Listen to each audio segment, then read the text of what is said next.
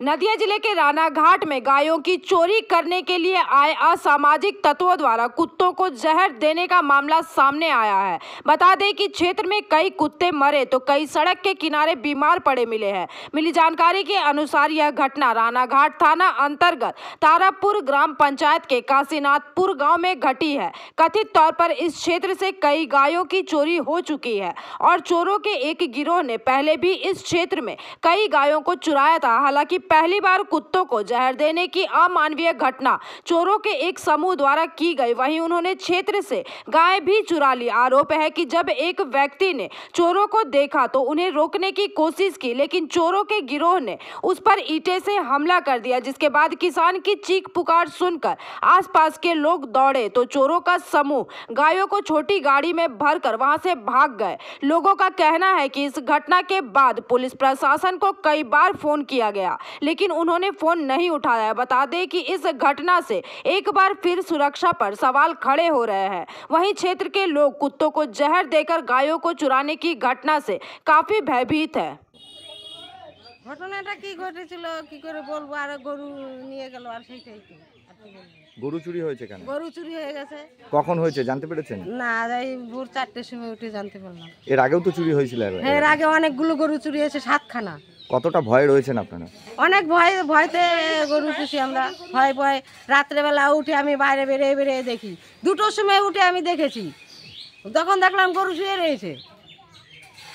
আমার একটা আর এদের একটা, দুটো দেখলাম শুয়ে রয়েছে।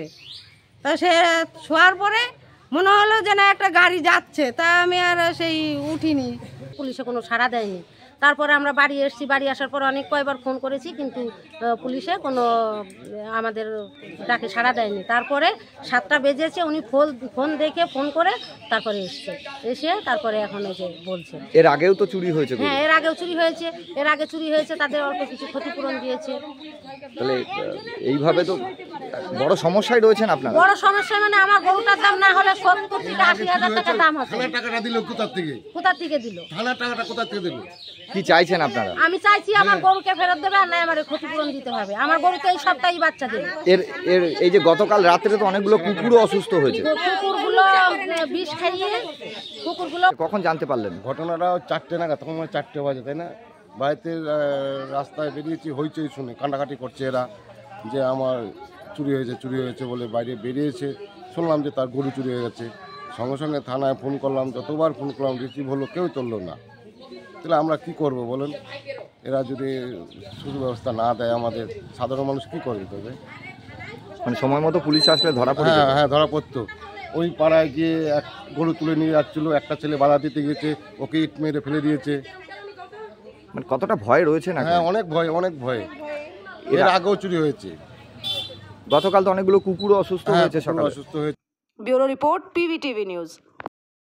नियमित अपडेट एवं दुनिया भर की ताज़ा खबरों के लिए हमारे फेसबुक पेज को फॉलो एवं यूट्यूब चैनल को सब्सक्राइब करें।